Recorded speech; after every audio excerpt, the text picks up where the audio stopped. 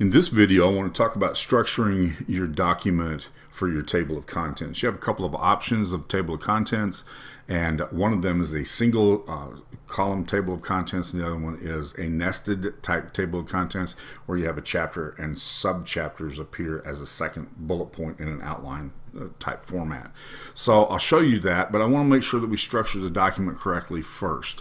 Now, I put this as a paragraph because I don't want this disclaimer included in my table of contents, and so I don't want to have it designated as a header title because it will be read by the table of contents reader. Same thing's true about the about author. I don't need to have that included in that way either. So we'll go down and we'll take a look at this very first one. This is the introduction, and this introduction, notice over here, I want to show you something that's really important first, and that is that this is a heading and this is a heading.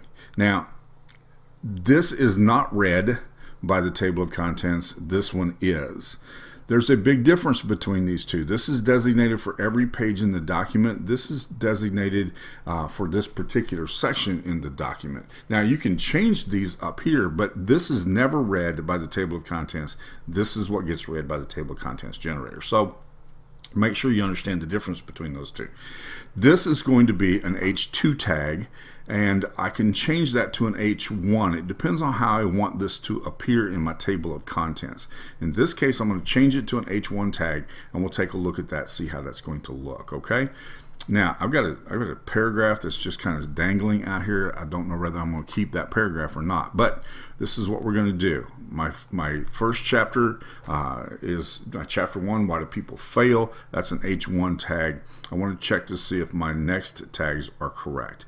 And so this is going to be that sub-chapter, and it's an H2 tag. So I have the H1, H2, so they're following the proper nomenclature throughout the document.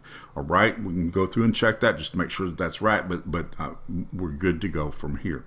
Let's go back up to the beginning of the document. I'm going to bring the table of contents in, and I'll show you this when we do this, okay? Drop my table of contents right there. Now here are the options that you have. You can put the page number on the right, page number on the left, or you can put the page number on the right by creating this subchapter. In this particular case, I want to use a table of contents with subchapters. So here you have, and that's the reason for that introduction. I want that introduction to appear like that, okay? Now look at this, and you can see the reason why I have the two designations, H1 tag, H2 tag. And let's see if this all looks like I want it to. I'm looking to make sure everything lines up correctly and appears proper.